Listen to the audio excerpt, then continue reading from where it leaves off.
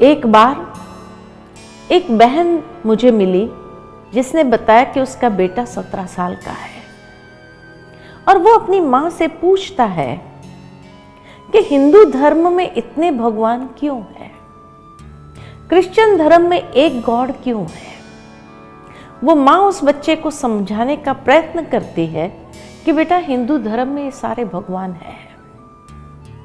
वो बच्चा कहता है अरे भगवान तो एक होना चाहिए, आखिर अगर ये सारे भगवान है तो इन सब का हेड कौन है। जिस तरह परिवार में भी एक हेड ऑफ द फैमिली होता है, तो ये सारे भगवानों का हेड कौन है। अब वो माँ उस बच्चे के प्रश्न का जवाब नहीं दे पाती और इसीलिए जब भी वो माँ अपने बच्चे से कहती बेटा मंदिर चलो, तो बच्चा मना कर देता है कि मंदिर जाने के बाद मैं इतना कंफ्यूज्ड हो जाता हूं कि मैं अपने मन को कहां एकाग्र करूं, किसमें एकाग्र करूं। और इसीलिए उस बच्चे को लगता है वो मंदिर जाकर के अपना टाइम वेस्ट कर रहा है, इसलिए वो मंदिर जाना पसंद नहीं करता है। कहते इससे तो मैं चर्च में ना जाऊं, जहां एक गॉड है कम से कम मैं अपने मन को एकाग्र तो कर सकूं। ये शायद उस मां की समस्या नहीं है जो अपने बेटे के इस बयान से इतनी उदास हो जाती है और उसको लगता है कि मेरा बेटा नास्तिक होता जा रहा है। परंतु आज मैं समझती हूं ये प्रॉब्लम हर मां के साथ है कि हर मां ये महसूस कर रही है कि उसका बेटा आध्यात्मिकता से, ईश्वर से कहीं दूर चला गया है। और इसीलिए दुनिया में भी ये मान्यता आ गई है कि अरे छोड़ो भगवान भगवान की बातें, जीवन है मौज करो, खाओ पियो मौज करो। ये एक प्राकृतिक नेचर बनता जा रहा है और उसका कारण कहीं ना कहीं हम हैं, जो हम अपने बच्चों को या इस समय की पीढ़ी को यह स्पष्ट नहीं कर पाए कि ईश्वर का वास्तविक स्वरूप क्या है, क्योंकि कहीं ना कहीं हम खुद ही नहीं जानते हैं। वो कहानी याद आती है कि एक बार एक ब्राह्मण था, ब्राह्मण का बेटा बीमार हो गया, वो डॉक्टर के पास लेकर के गया। डॉक्टर ने जवाब दे दिया कि अब भगवान बचाए, हमारे पास उसका कोई इलाज नहीं है। ब्राह्मण श्री कृष्ण का भक्त था, उसने श्री कृष्ण की पूजा आरंभ कर दी। 2 दिन तक लगातार श्री कृष्ण की पूजा करता रहा। 2 दिन के बाद एक पड़ोसी आकर कहता है अरे तू कब से श्री कृष्ण को याद कर रहा है, लेकिन ऐसे समय में श्री कृष्ण को थोड़ी याद करना चाहिए। ब्राह्मण कहता है फिर तो कहा ऐसे समय में मां को पुकारना चाहिए, मां का हृदय करुणा वाला होता है, तू मां को याद कर, देख तेरा बेटा ठीक हो जाएगा, मां तुम्हारी प्रार्थना सुन लेगी। उसको भी लगा बात तो सही है, उसने मां की भक्ति आरंभ कर दी, हे मां मेरे बच्चे को बचा ले। 2 दिन तक लगातार मां की भक्ति करता रहा।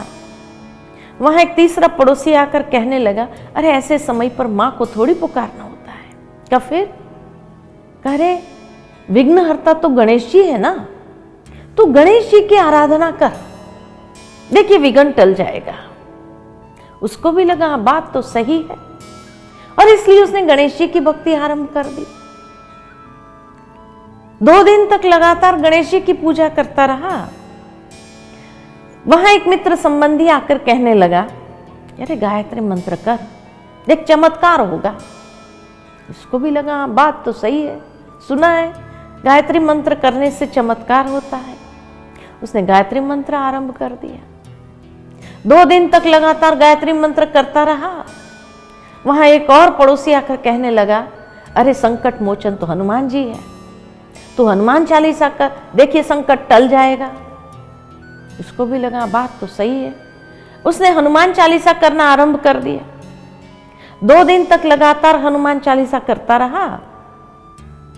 वहां एक मित्र संबंधी आकर कहने लगा, अरे पड़ोस के गांव में एक बाबा जी आए हैं, ऐसी विभूति देते हैं जो असाध्य बीमारी भी ठीक हो जाती है, चलो बच्चे को लेकर वहां जाते हैं। बच्चे को लेकर गए, विभूति खिलाई, घर ले आए। 2 दिन के बाद बच्चा मर गया। कारण क्या हुआ? इतने भगवानों को याद किया, फिर भी किसी ने बचाया नहीं। क्यों? शायद विश्वास ही नहीं था। जिसने जो कहा हमने वो करना आरंभ कर दिया, क्या इसको विश्वास कहेंगे? और इसलिए जब विश्वास ही ऐसा हो जिसका कोई बेस न हो, तो वो विश्वास से प्राप्ति क्या होगी?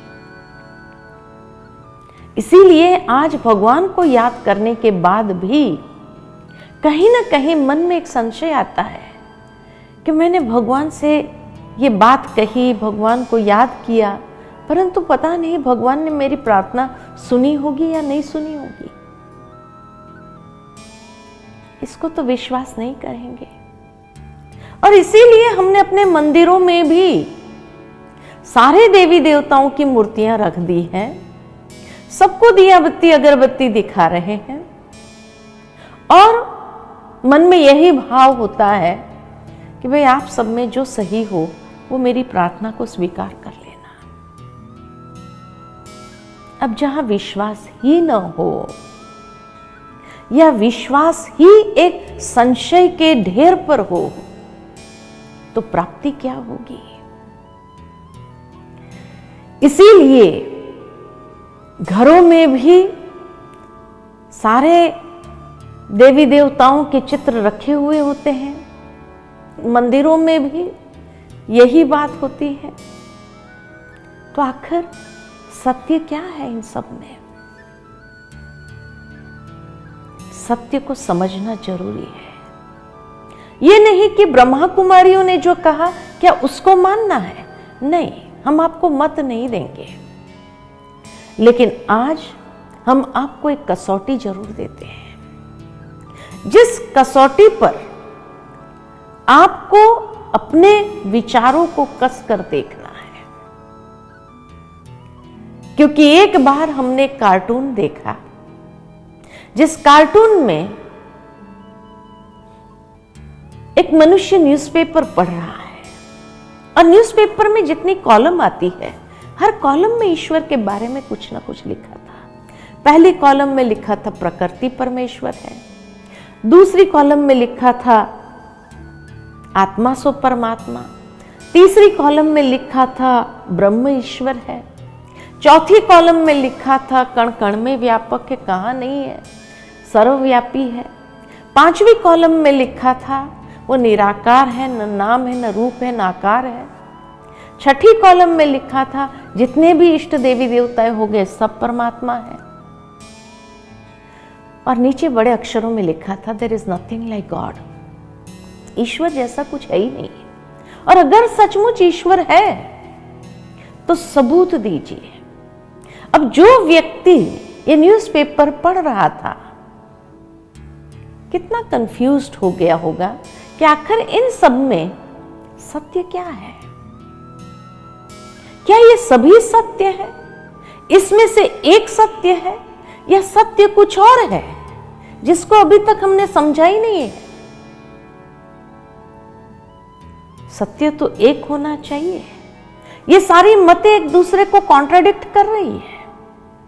क्या प्रकृति को परमेश्वर कहे या आत्मा को परमात्मा कहे, ब्रह्म को ईश्वर कहे या कण कण में व्यापक है कहे, निराकार को कहे, साकार को कहे या है ही नहीं कहे? सत्य क्या है? वो कहानी याद आती है कि एक बार 5 सूरदास थे। उन्हें कहा गया हाथी घर में जाकर देखो हाथी कैसा है। थे तो नेत्रहीन, गए हाथी घर में, जिसके हाथ में जो आया वैसे हाथी को डिस्क्राइब कर दिया। एक के हाथ में पैर आए तो कहा हाथी खंबे जैसा है, पीठ आई तो कहा दीवार जैसा है, पूंछ आई तो कहा रस्सी जैसा है, सूंड आई तो कहा सांप जैसा है, मुस्कान आए तो कहा सूप जैसा है। आखिर सत्य क्या है? क्या ये सभी सत्य है? क्या इसमें से एक सत्य है, या सत्य कुछ और है जो वो देख नहीं पा रहे थे? यहां तक तो कहानी हम सभी जानते हैं, लेकिन इस कहानी को मैं थोड़ा आगे ले जाती हूं कि मान लो कि ये पांचों सूरदासों को कहा जाए कि एक छठा सूरदास दूर बैठा है। आपको जाकर उन्हें बताना है कि हाथी कैसा होता है। धीरे धीरे करके 1 बाय 1 एक एक सूरदास जाता है। पहला सूरदास जाकर उसको कहता है, देख भाई, हाथी एक ऐसा प्राणी है जो लंबा लंबा खंबे जैसा है। दूसरा जाकर कहता है, देख भाई, हाथी एक ऐसा प्राणी है जो सीधा सीधा दीवार जैसा है। तीसरा जाकर कहता है, देख भाई, हाथी एक ऐसा प्राणी है जो गोल गोल रस्सी जैसा है। चौथा जाकर कहता है, देख भाई, हाथी एक ऐसा प्राणी है जो एकदम लचीला सांप जैसा है। और पांचवा जाकर कहता है, देख भाई, हाथी एक ऐसा प्राणी है जो सूप जैसा, पंखे जैसा है। 1 बाय 1 पांचों की बातें सुनने के बाद ये छठा सूरदास क्या समझेगा कि आखिर हाथी कैसा है? हर कोई आता है, अलग बात कहता है, आखिर सत्य क्या है? लेकिन फिर भी विश्वास कर लेता है कि 5 ने तो महसूस किया है ना, वो झूठ थोड़ी बोलते होंगे। होगा कोई ऐसा प्राणी जो घड़ी घड़ी रूप बदलता होगा। विश्वास कर लेता है। अब ये छठे सूरदास को कहा जाता है, एक 7वें सूरदास और दूर बैठा है। आपने जो समझा वो उसको जाकर बताना है कि हाथी कैसा है। अब ये छठा सूरदास जाता है 7वें सूरदास के पास और कहता है कि देख भाई, मैंने तो महसूस नहीं किया, लेकिन 5 ने जो महसूस किया, उन्होंने जो मुझे बताया, वो मैं तुझे बता रहा हूं कि हाथी एक ऐसा प्राणी है जो बहुरूपिया है, घड़ी घड़ी रूप बदलता है। कभी तो वो खंबे जैसा हो जाता, कभी वो दीवार जैसा हो जाता, कभी वो रस्सी जैसा हो जाता, कभी वो सांप जैसा हो जाता, और कभी तो वो पंखे जैसा हो जाता है। अब 7वें सूरदास का IQ लेवल हाई था, इंटेलिजेंट था, समझदार था। नेत्रहीन सारे ही थे, लेकिन वो छठे सूरदास को कहता है, अरे भाई, इतना तो तू समझ, एक बात कहे, आखिर कोई व्यक्ति या वस्तु रूप रंग बदल सकता है, रंग बदल सकता है, लेकिन पूरा स्केलेटन ही बदल दे, ढांचा ही बदल दे, ऐसा कभी हो सकता है? ऐसा तो नहीं हो सकता है। छठा सूरदास कहता है कि देख भाई, 5 ने तो महसूस किया ना, वो झूठ थोड़ी बोलते होंगे। तुम्हें मानना है तो मानो, नहीं मानना है तो छोड़ दो। 7वां सूरदास कहता है कि देख भाई, थोड़ा तो अपना विवेक से कार्य लो, समझने का प्रयत्न करो। 5 ने कह दिया, लेकिन कहीं ना कहीं कुछ मिसअंडरस्टैंडिंग हो सकती है। तो छठा सूरदास अपनी बात पर अड़ा हुआ था, कहता है तुम्हें मानना है मानो, नहीं मानना है छोड़ दो, मैं तो मानूंगा। 7वां सूरदास कहता है मैं नहीं मानता, आई डोंट बिलीव दिस, मैं इस बात को स्वीकार नहीं कर सकता। कहा ठीक है, नहीं करो, कहीं हमारी हालत भी ऐसी तो नहीं हुई। हमारे ऋषि मुनियों ने अपने अनुभव के आधार से ईश्वर की साधना की, तपस्या की, और ईश्वर के कोई गुणों को महसूस किया। उन्होंने मनुष्य को वो बात कहने का प्रयत्न किया ईश्वर के विषय में। किसी ने प्रकृति में कुछ महसूस किया, कहा प्रकृति परमेश्वर है। किसी ने किसी आत्मा से कोई प्राप्ति कर ली तो कहा आत्मा ही परमात्मा है। किसी ने कण कण में कुछ महसूस किया तो कहा कण कण में ईश्वर है। किसी ने निराकार से कुछ अनुभूति की तो कहा निराकार है। किसी ने कुछ साकार इष्ट देवी देवताओं से कोई प्राप्ति कर ली, कहा यही ईश्वर है। लेकिन आखिर सत्य क्या है? नेत्रहीन, ज्ञान चक्षु विहीन हर कोई है। इसीलिए श्रीमद् भगवत गीता में भगवान ने अर्जुन से यही कहा कि हे अर्जुन, इन चरम चक्षुओं से तू मुझे नहीं देख सकता है, ज्ञान के चक्षु से मुझे समझ सकता है। यानी ईश्वर देखने की चीज नहीं है, समझने की, अनुभव करने की आवश्यकता है। और इसीलिए जो सूक्ष्म होता है उसको अनुभव करना शायद बहुत मुश्किल होता है। तभी ईश्वर के बारे में इतनी सारी मतें हो गई। तो परमात्मा कौन है, उसके लिए आज हम आपको एक कसौटी देते हैं, जिस कसौटी पर आप अपनी मत को कसकर देखो, सत्य है, नहीं तो सत्य को प्राप्त करो। पहली बात, ईश्वर उसको कहा जाता है जो सर्वधर्म मान्य हो, जिसको सभी धर्म वाले ईश्वर के रूप में स्वीकार करे, उसको कहेंगे सत्य। ये नहीं कि हिंदुओं का भगवान अलग है तो मुसलमानों का अलग है तो क्रिश्चियनों का अलग है। गॉड इज वन, परमात्मा एक है। दूसरी बात, परमात्मा उसको कहेंगे जो सर्वोच्च शक्ति हो, जिसके ऊपर कोई नहीं होना चाहिए, जो सर्व का माता पिता बंधु गुरु शिक्षक रक्षक हो, उसका कोई माता पिता नहीं हो सकता है। इसीलिए प्रार्थना में मनुष्य यही गाते हैं, त्वमेव माताश्च पिता त्वमेव, त्वमेव बंधुश्च सखा त्वमेव, त्वमेव विद्या द्रविणम त्वमेव, त्वमेव सर्वम मम देव देव। कितना सुंदर कि सर्व संबंध उस ईश्वर से जोड़ सकते हैं। वो सर्वोच्च शक्ति है जिसके ऊपर कोई नहीं हो सकता है। तीसरी बात, ईश्वर उसको कहा जाता है जो सर्वोपरे हो, अर्थात मनुष्य आत्माएं संसार के अनेक चक्रों में आते हैं, लेकिन परमात्मा सभी चक्रों से पर है, न्यारा है। न जन्म है न मृत्यु है, न देह है न देह के संबंध है, अजन्मा, अकाल मूरत, जिसको काल नहीं कहा सकता है, अकर्ता भोक्ता, तो जो संसार के विभिन्न चक्रों से पर है। चौथा परमेश्वर उसको कहेंगे जो पर होते हुए भी सर्वज्ञ है, ज्ञाता है, जिसके पास संसार के आदि मध्य अंत का ज्ञान है, तीनों कालों का ज्ञान है, जो मनुष्य को ज्ञान के दिव्य चक्षु प्रदान करने वाले हैं, त्रिनेत्री और त्रिमूर्ति, जो ब्रह्मा विष्णु महेश के भी रचयिता है।